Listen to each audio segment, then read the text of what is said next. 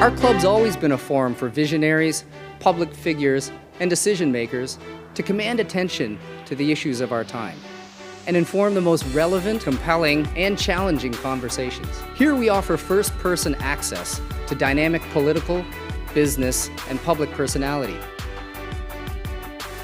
The Canadian Club is one of the most important podiums anywhere in the world that a Canadian can speak to, tell Canadians what it is that they think, develop those thoughts. And so I want to thank you for that very, very much. Please join me in thanking our esteemed panelists today. Through our programs and events, including our youth and young leaders programs, our diversity partnerships, our joint events, and our media and social media opportunities, we offer you access to dynamic political, social, and business figures from abroad and right here at home. The platform from which the eloquence of Canada has flowed all of that time, whether it be business, education, politics, sports, arts, and culture. If someone wants to say something to Canadians about this country and about the future of this country, this is the venue you choose.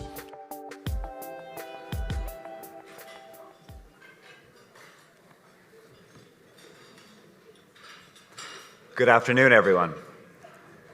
My name is Jay Kirsch Allen, Director of the Canadian Club, and your event host. For those tuning in via canadianclub.org, a heartfelt welcome. This season, we've had the pleasure of hosting over 8,500 guests, and we're immensely proud of the meaningful dialogues we've fostered.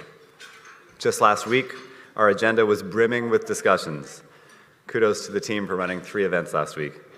Notably, a pivotal discourse on housing that instilled a sense of optimism in our ability to tackle this pressing issue in Canada. We were privileged to gain insights from esteemed speakers, including Paul Desmarais III, Chair and CEO of Sagard, and Tony Staffieri, CEO of Rogers Communications. We appreciate the Canadian Bankers Association for their season-long sponsorship. We are thankful to Air Canada, our official airline sponsor, and Canada's Forest Trust Corporation is partnering with our club to help reduce our carbon footprint by planting and stewarding a forest in our honor. Our event today is generously sponsored by Johnson & Johnson. Thank you for your support.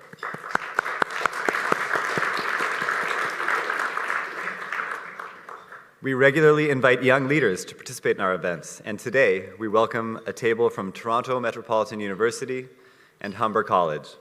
Thank you for joining us.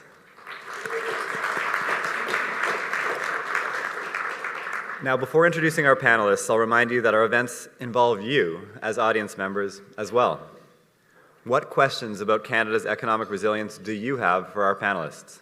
Please use the question cards found on your tables, and our teams will collect them and have your questions addressed. And for those joining remotely, please hit, quote, the Submit a Question button on the right side of your screen. Our team will share these questions with our moderator as well. It's time to introduce our panelists. This is the most fun part for me. Janet is a founder and general partner of Staircase Ventures, which invests in Canada's most promising early-stage tech companies. Prior to launching Staircase, Janet was managing partner at Real Ventures, one of Canada's largest and most active early-stage investors. Janet is very active in the Canadian tech ecosystem. She's the co-chair of C100 and on the boards of the Ivey Business School and LEAP, a social venture accelerator. Trevor Dauphiné is a leader with a unique blend of experience from both the private and public sectors. The Invest Ontario CEO has over a decade of experience in the automotive, chemical, and consulting sectors, including extensive sales and account management with Dow Chemical. Trevor has also held executive leadership positions at the Ontario Ministry of Economic Development, Job Creation and Trade, Treasury Board Secretariat, and the Ministry of Infrastructure, specializing in investment, attraction, and capital planning. Barclay Vincent is a dynamic leader with more than 20 years of global pharmaceutical and healthcare experience. As the president of Janssen Incorporated, he leads a diverse workforce of employees across Canada who are actively committed to making a difference for patients and shaping change to improve the Canadian healthcare ecosystem. He also serves as a member of the Board of Directors for Innovative Medicines Canada, the national association representing the voice of Canada's innovative pharmaceutical industry. Simon Kennedy was named Deputy Minister of Innovation, Science and Economic Development, ISED, in 2019. Previously, he served as Deputy Minister of Health. Kennedy began his career with the public service in 1990 and has served in a variety of progressively senior roles in 7 different organizations, including in 6 deputy minister-level appointments at the Privy Council Office, Industry Canada, Foreign Affairs and International Trade, Health Canada, and Innovation, Science and Economic Development. He also served as the Prime Minister's personal representative, or Sherpa, to the G20 from 2012 to 2014. Moderating today's panel is Jody Butts, a partner at Watson where she leads governance reviews, board and director evaluations, board director searches, and advises boards and executives on a broad range of governance effectiveness matters. She brings more than 20 years of experience in governance and law to her role. We're going to begin with remarks from the Deputy Minister, and then Jody and our panelists will engage in conversation. To begin, Simon, the Canadian Club podium is yours.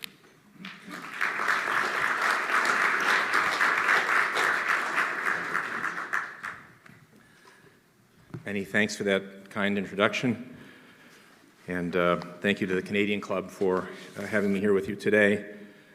It's a very short podium for someone who's 6'2". I'm from Ottawa, and I'm here to help you. Non, mais sérieusement, je sais que c'est une audience aujourd'hui à Toronto, et c'est presque certain que le monde ici est presque tout anglophone, mais je veux juste commencer à vous offrir quelques mots en français. Alors, je suis vraiment content d'être ici avec vous pour cette discussion importante. I've been a civil servant, as has been noted, for close to 35 years now, in a variety of different roles. And I have to say, I think it's been probably the last number of years have been the busiest and in some respects the most dynamic of my entire career. And I think a lot of my colleagues feel the same way. And when I was asked if I would participate in today's conversation, I thought I'd just, try to give a little bit of a reflection of what people like me who are involved in economic policy in Ottawa, what we see happening, and what it is that we're excited about for Canada's future, the things that worry us, and maybe try to paint a broad picture of some of the opportunities and challenges and how policymakers in places like Ottawa are thinking about it. So this is kind of my take, but I'd like to think it's a reasonable distillation of the kinds of things that policymakers are trying to do to support the Canadian economy.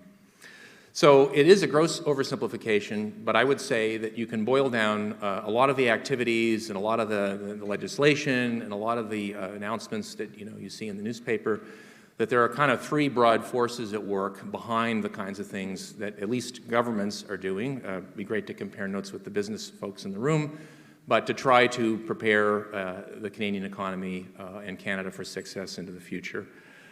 And I will give you this kind of distillation. It's a bit of a bumper sticker, but effectively you can kind of boil down the big changes in the world to 3, 3 big tectonic forces that are affecting the economy, and they're all happening more or less at the same time, and there are really important linkages between them.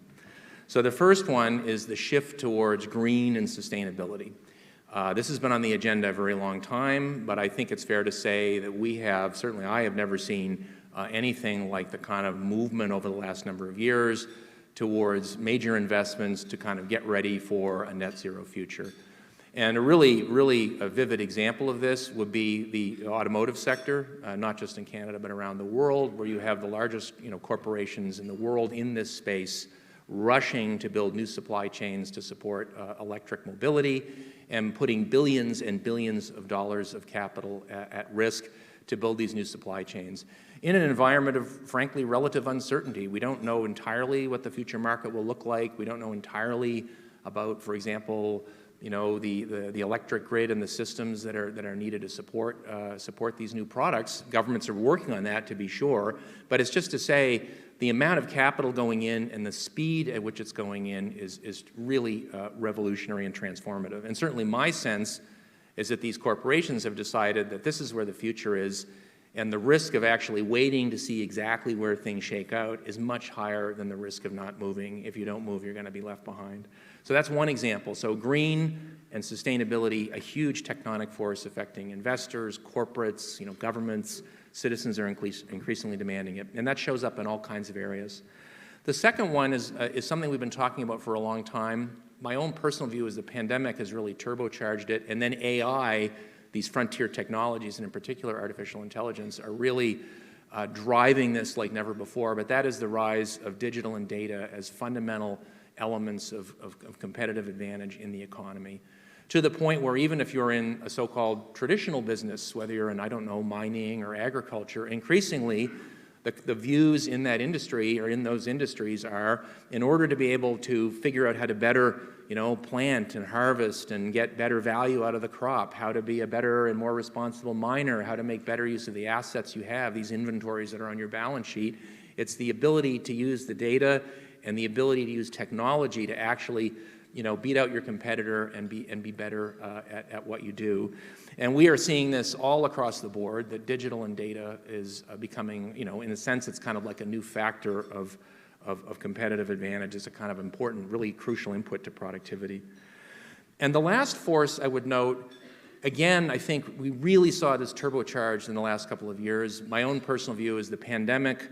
We all experienced the pandemic. We all, I'm sure almost all of us wound up spending a lot of time, looking at a screen and speaking to people over video for a very long period of time.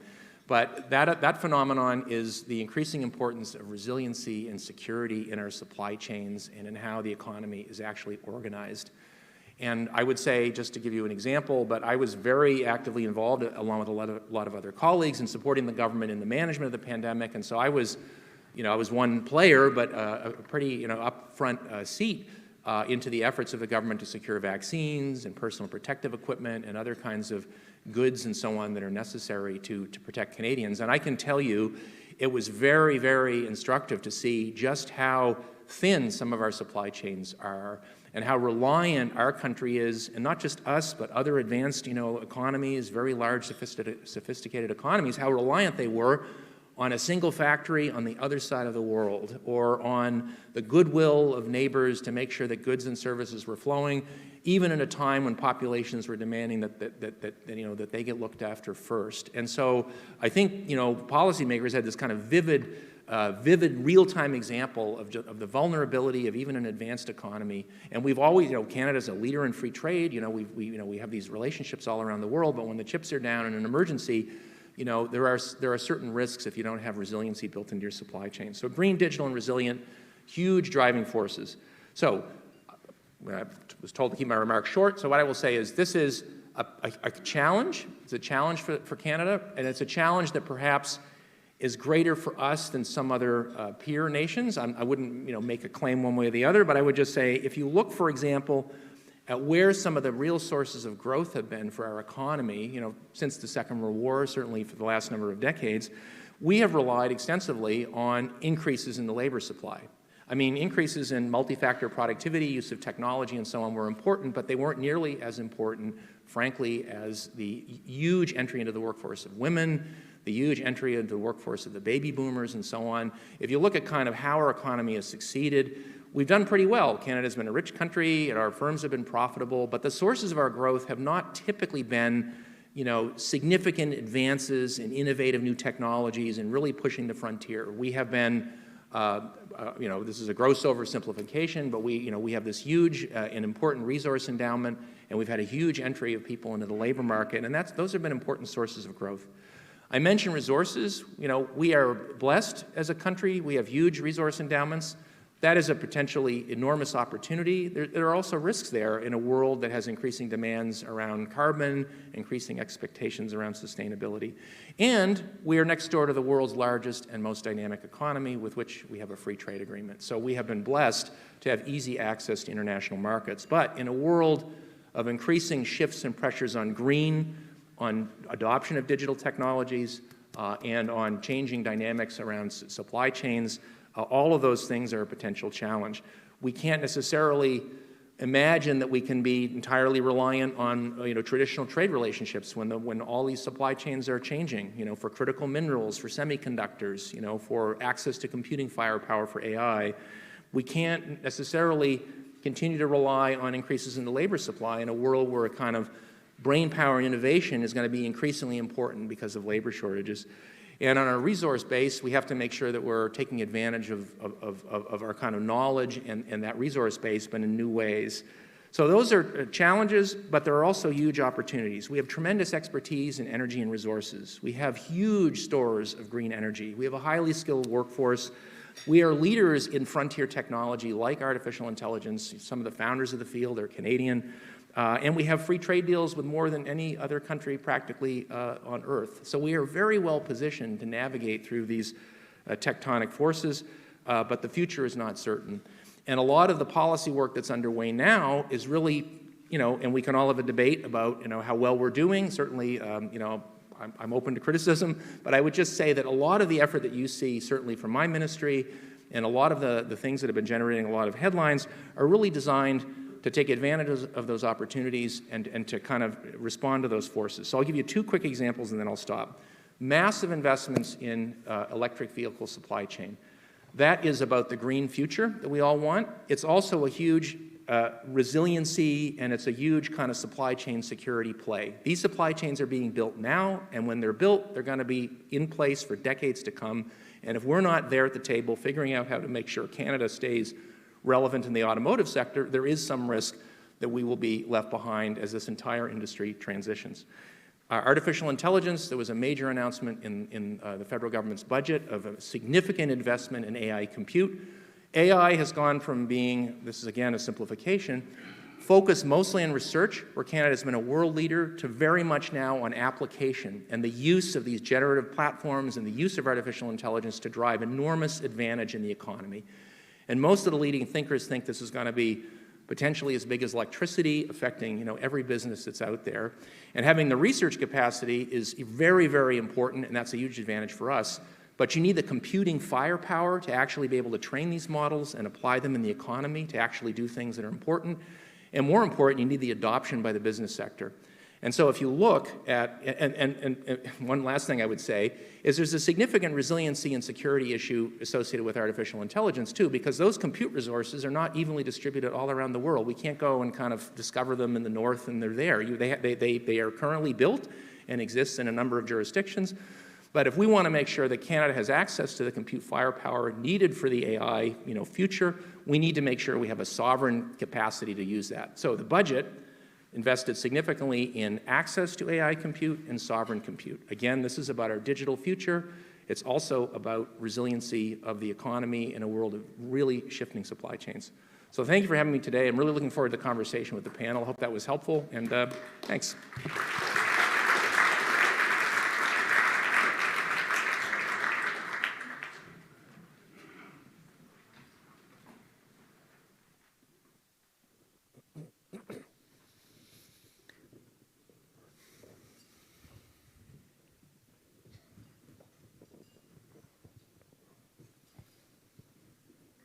Simon, thank you so much for laying that out. You've tilled some fertile soil for us, I think, for this wonderful panel to explore.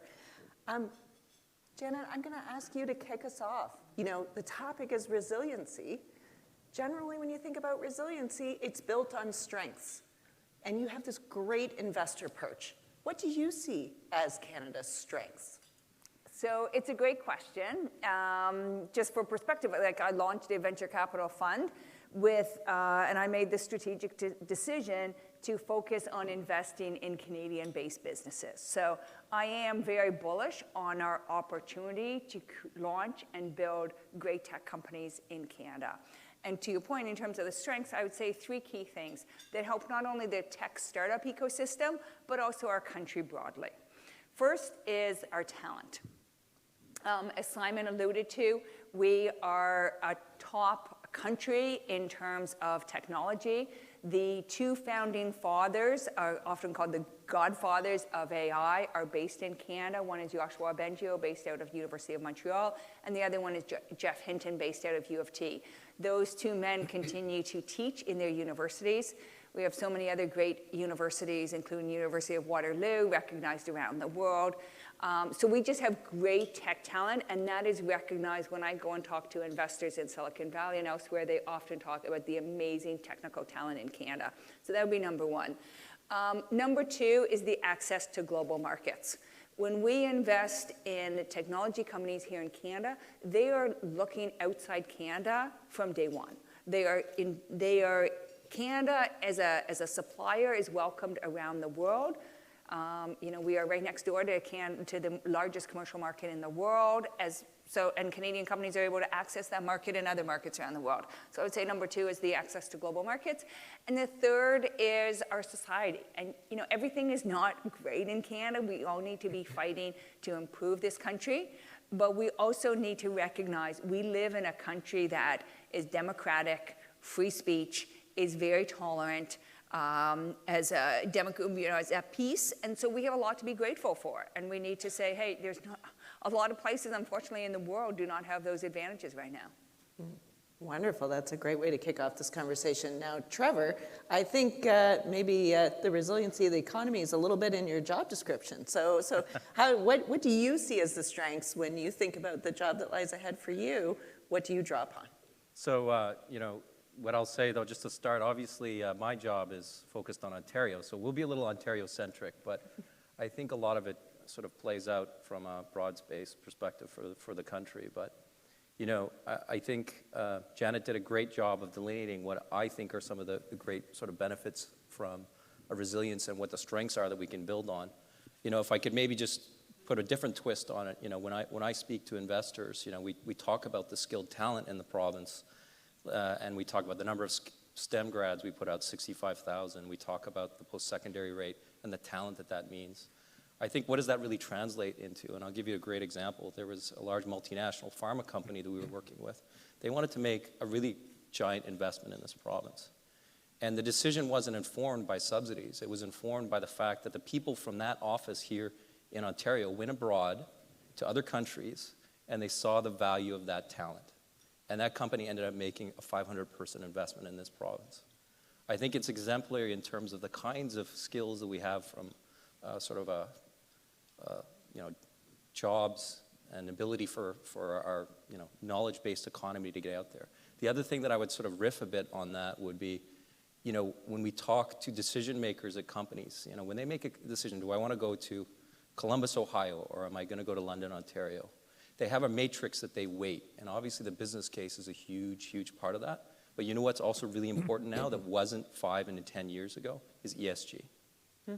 We have a diverse population base and skill base in order to draw from, and I think it matters now. It matters for investors.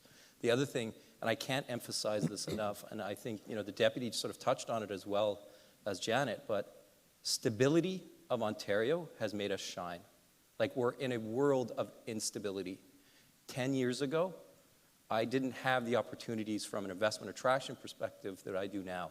And that is a consequence of the flag that we now put up in an unstable world. The value of that is 10 times what it was. And as a consequence, I think there is a ton of interest, and it's something that I think sort of sets us above other competing jurisdictions. So it sounds like the table is well set. I think that's the message from our first two panelists. I'm going to start with you, Berkeley. The question I wanted to ask was, when I was reflecting on Simon's remarks, risks and opportunities are often just two sides of the same coin. So when you reflect on those remarks and you think about the job that you have today, is Canada focused on the right risks and opportunities? So it's a great question. And on behalf of Johnson & Johnson Innovative Medicine, we've made our naming a little bit simpler to understand who we are, but that's who I'm here to represent today. As a large player in healthcare, I think what we see is many people adding health to that list of things that they've seen become central in the last couple of years. Obviously, the pandemic reminded everybody at the individual level, but I think at the sector or even at the country level, that criticality is understood. And so thinking about how do we make sure that the best medicines and technologies reach Canadians who need them, that's obviously a key piece of that we're very focused on. But on the other side of that, where we manufacture, where we invest to make those things come to life, where the next great innovation will come from, is also just as important. And I think it's very important not to take too many learnings from the pandemic and assume that we will know exactly what kind of technology we'll need. Right. True resiliency will come from having a wide portfolio of technologies, skills, and investments so that the criticality of Canada in that global health environment will be so strong that, just like auto is such a shining example today, that the US in particular, but just globally, would reckon with Ontario as investment in auto. I think there's an opportunity to bring some of that thinking also to healthcare. Oh, that's a great reflection. So, Trevor, when you think about the sort of risks opportunities equation, what do you see? Do you mirror Simon's thoughts on this question, or would you add something to this list? A little bit, but I wanted to actually respond to Barclay's comment and connect it back to the open borders question. So, we have CUSMA, we've got the European agreement, we have Asia now. I think that's unique, but during the pandemic, borders were closed. But we had one company in Guelph, Ontario that made Tylenol, and they were able to ship across the borders. And as a consequence, coming out of COVID, we got a pretty significant expansion in that facility. So I think open border policies and the approach from sort of a free trade perspective matters, and to thank Johnson & Johnson for that. So what I would say is, when I think big picture, I think yes. So if I take some of the comments that the deputy made when we talk about the EV supply chain, $43 billion that Ontario has seen flow into, basically a transformation for the industry. I think there is risk attached to that. Companies are making huge bets, but I think that this is the opportunity for us to think about linking the supply chain across the province. So the minerals in the north, right? How do we not just extract those and ship those abroad? How do we create the value chain that goes with that as much as we can in the province? And frankly, he is absolutely right. This is a time-limited thing, right? These are very large, sticky investments that we have to come to the table in order to land and negotiate and secure into this province. I think the other thing coming out of COVID that's kind of interesting still from my perspective is, it no longer matters to some degree where you are. There is kind of a hub and spoke approach, but when we talk to tech companies, for example, I don't just pitch Toronto and Waterloo and Ottawa. We say, well, what about London, Ontario, or Thunder Bay, right? And so that's an opportunity, but it also means that we're in direct competition with other locations, for example, like Austin, Texas, or Puerto Rico, right? And so I think it provides a bit of a unique thing. I think just to conclude, I know, Jody, we're supposed to keep our comments sort of very, very short, but I think Ontario, right, and Canada writ large we're unique. We are a global player in the automotive industry. We're a global player, second largest tech cluster in the world. We have the largest HMO in North America. We have the second largest financial district, and I think those things represent unique opportunities for the province.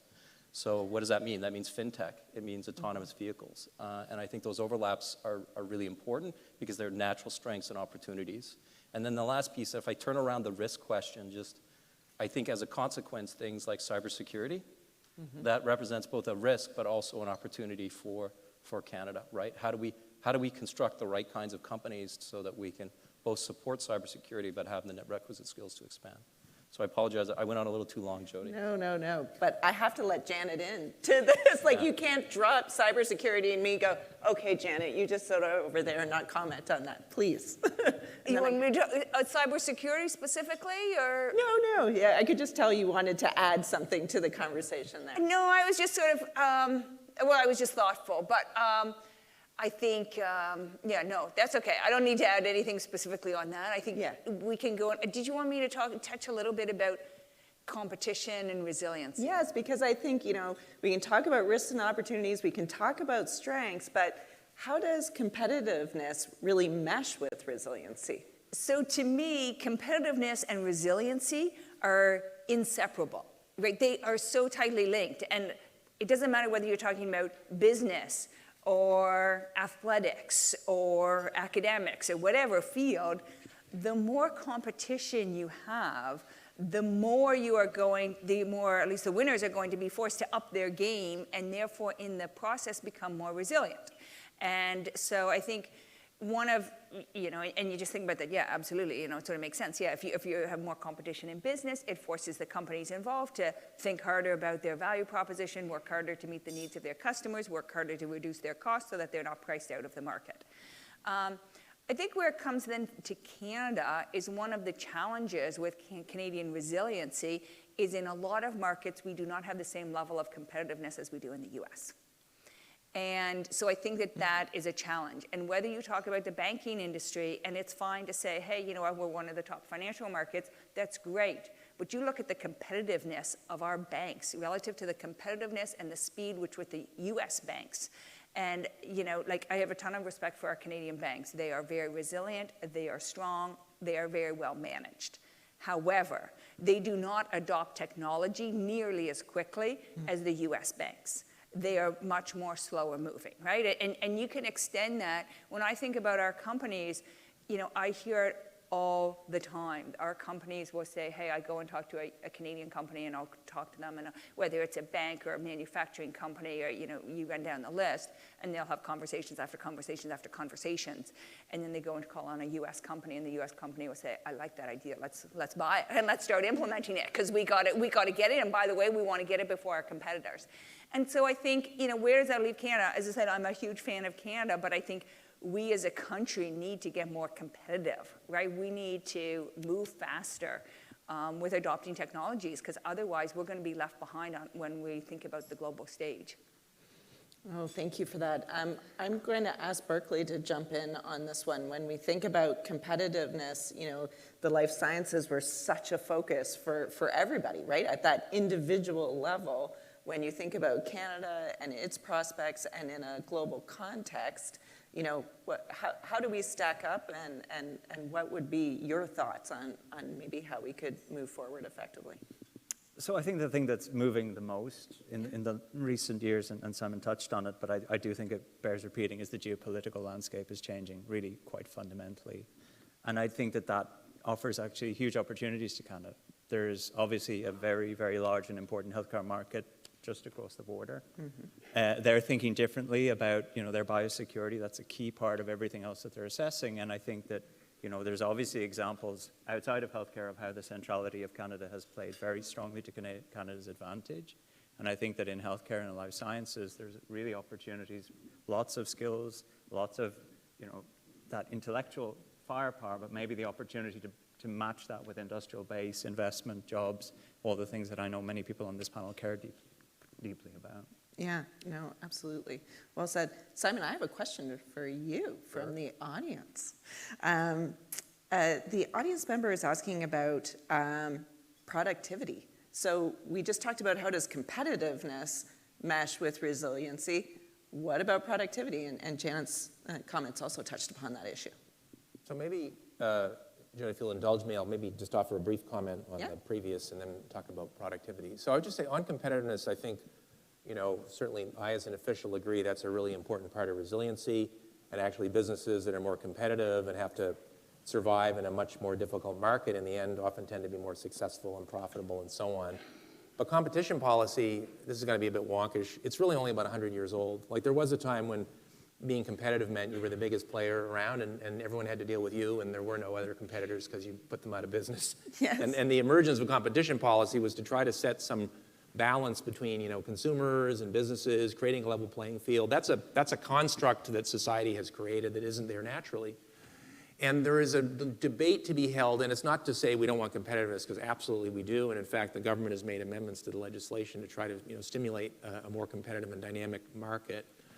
But there are some risks that the logical outcome for some companies might be, it'd be better to have the manufacturing offshore because it's actually a lot cheaper to do that. And so the competitive drive might actually kind of be, and in the pharmaceutical space, in the life science space, huge revolutionary changes in the last few years.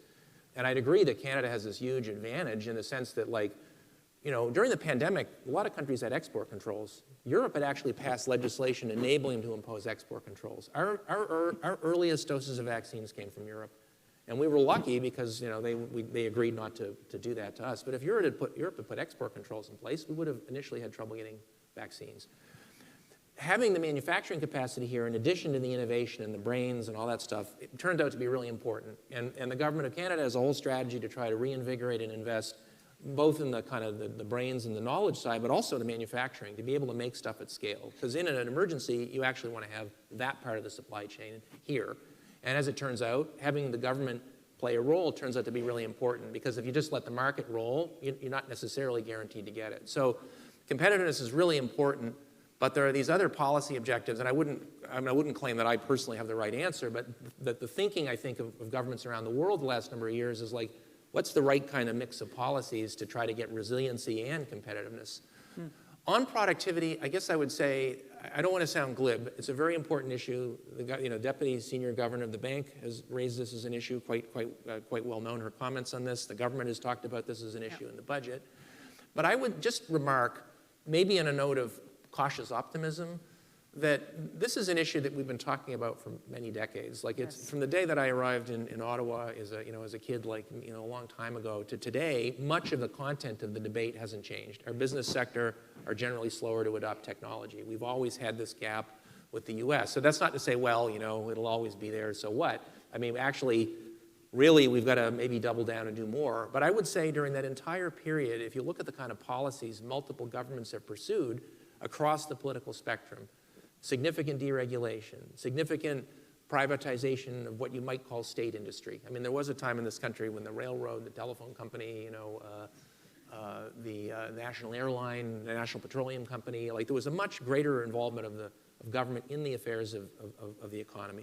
A lot of that has been spun out. That's now the private sector. There's been significant tax reform with the introduction of a value-added tax by the Mulroney administration, and we've had probably the most ambitious trade agenda of any country on the planet, with more free trade agreements than anybody.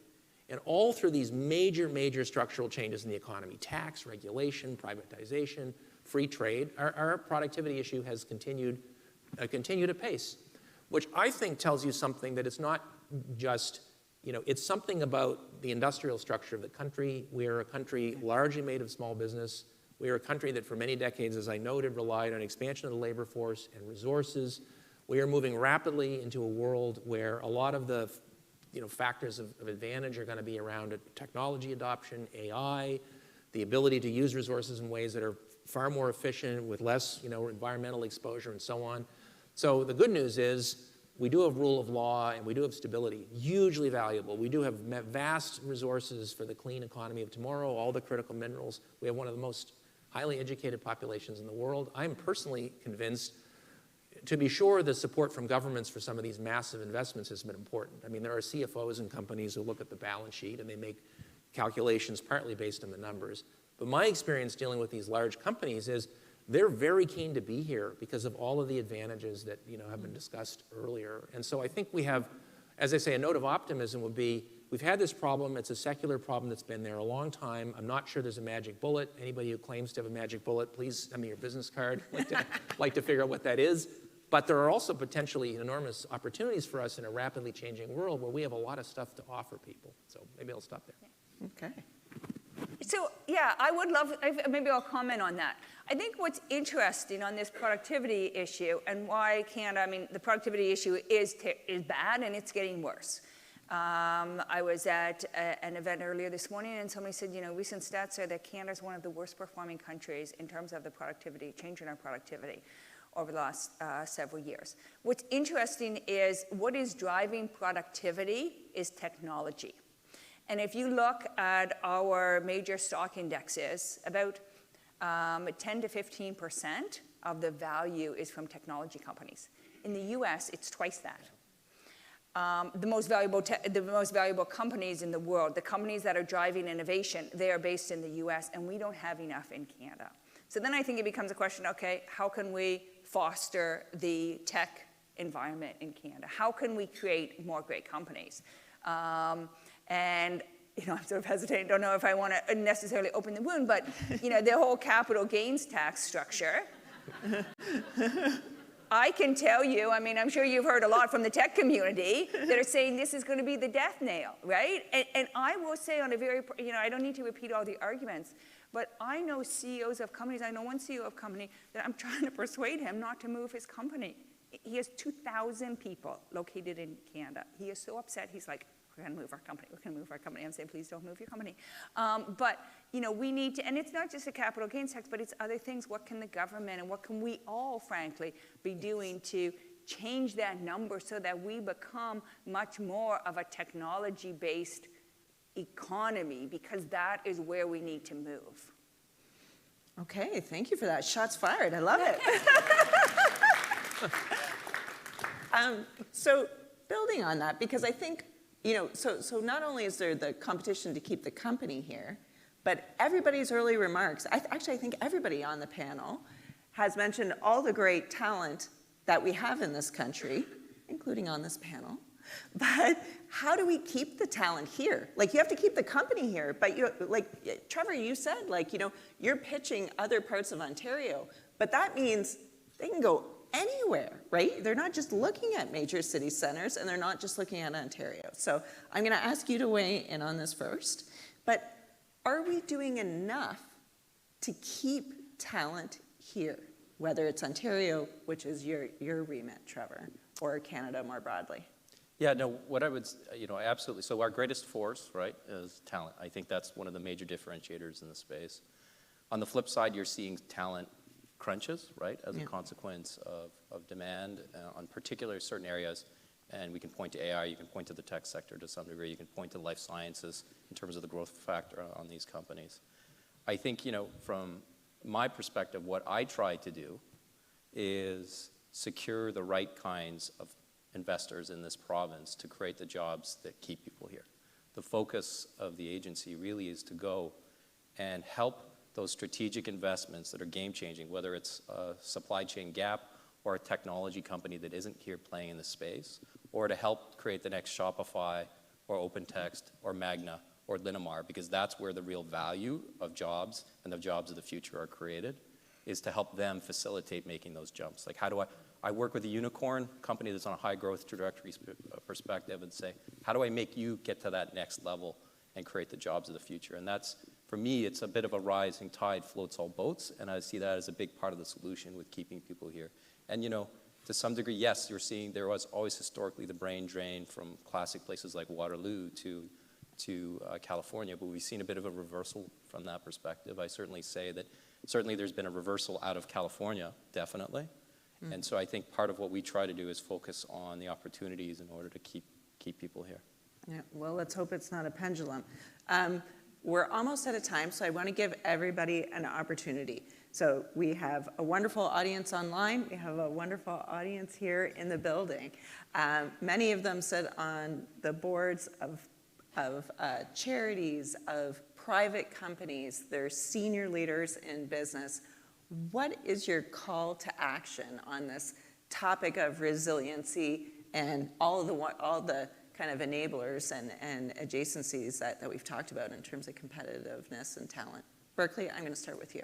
So I'm going to surprise nobody and remind us that health is the ultimate resiliency. Yes. And I think that's true individually. And again, getting these best medicines and treatments to the Canadians who need them is really a key part of that resiliency. Yeah. But industrially, geopolitically, health is also, I think, a fantastically wide open opportunity for Canada as a resiliency. I think there's all the opportunities to be an ever more important player in that space. And with that comes, many of the important transitions that we've talked about today. Thank you. Trevor. So I recently had a conversation with one of the key site selectors globally. And site selectors are basically people, they're commercial real estate entities that are basically, there's 50 of them that are really the significant industrial siters in this North America. And this person told me that the impetus to come to North America, he has never seen anything like it in the 30 years that he's been in the space. My agency right now is tracking $77 billion worth of investment opportunities for this province. What I would say to the business community here is, and that's not just foreign direct investment, that's domestic companies too, right? what I'd say to you is I know it's important for you to think globally when you're expanding. You can't be successful unless you go to other countries. I get it. But I still think that there's a unique mix, and I'd like you to also consider making investments in Ontario as part of that growth, and that we're here to help you do that. Thank you. Janet. And I would say two things. I would say, first of all, to the extent that you are a business leader, think about how can you adopt technology more quickly? How can you move faster? How can you become much more competitive by leveraging technology, number one.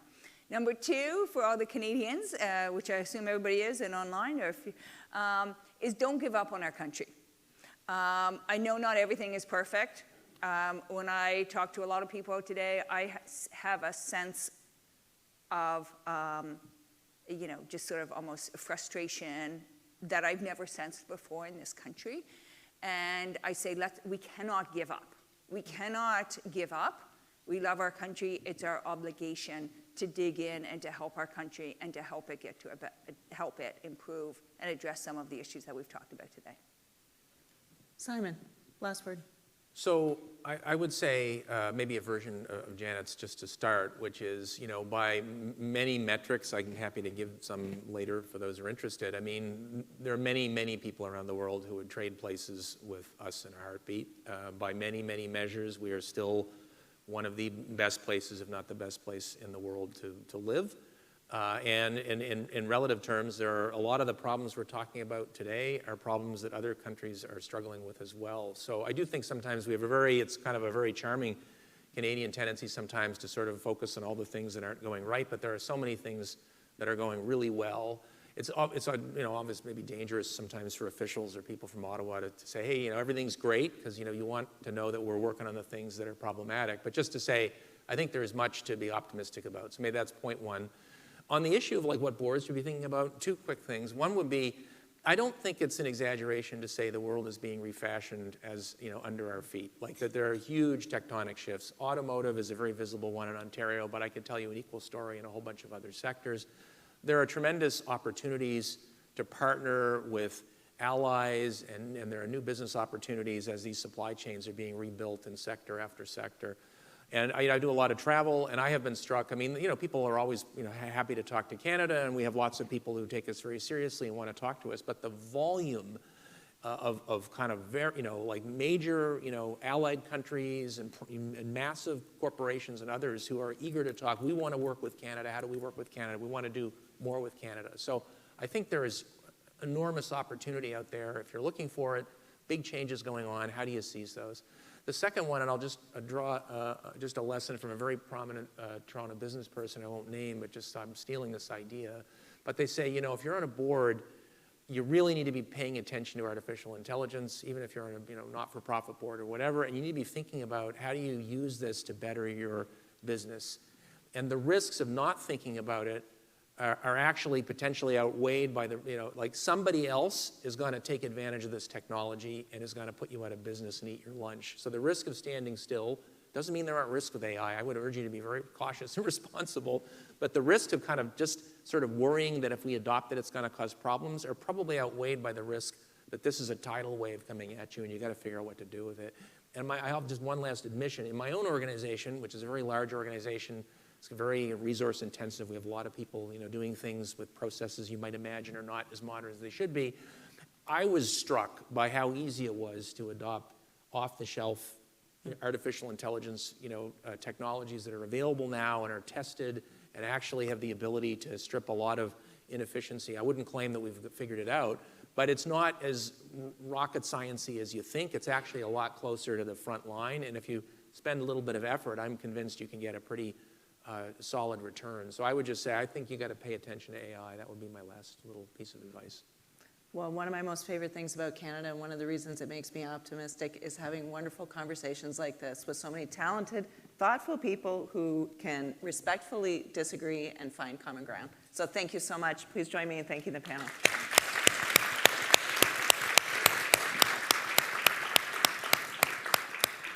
So this is perhaps my last Canadian Club that I'll host as a board member. It's been 7 years, and finally Colleen told me that I can stand up straight instead of leaving over the podium, so I'll try to do that this last time. On behalf of the Canadian Club of Toronto, I want to thank Janet, Trevor, Simon, and Barclay for providing, Simon from Ottawa, for providing a positive and inspiring perspective on the exceptionally hopeful view of Canada's economic resilience. Canada is a leader in many key areas of our economic activity and growth, from natural resources to the green economy, from science and tech to stability, diversity, and governance, even international trade. As you pointed out, with clear and captivating examples, we're a destination of choice for investors, companies, and those who want to start a new life here. Canada is in an enviable position, even if the chattering classes don't always suggest as much, from green to digital to resilience. I think it's important for us to recognize these examples and build confidence. We thank you for the leadership role that each of you play in bolstering our great nation as an economic powerhouse. It is confidence in ourselves, pride in our talent, and competitiveness as a nation that is going to result in the investment that you all seek and that will continue to come if we can maintain that confidence, pride, and competitiveness. Please accept our best wishes for continued success in your respective roles. Jody, thank you for skillfully moderating this great discussion. We look forward to having you back.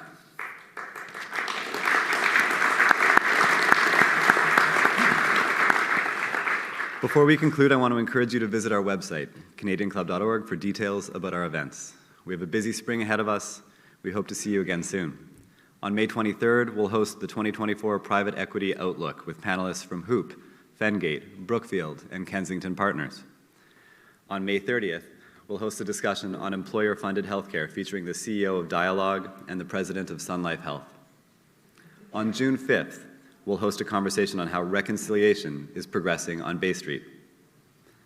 And speaking of Bay Street, we'll hear from the CEO of Scotiabank, Scott Thompson, on June 6th. Let me conclude by thanking our AV supplier, BBC Live, for its steadfast and outstanding AV support. Members and guests, thank you for joining us today. Enjoy the rest of your afternoon.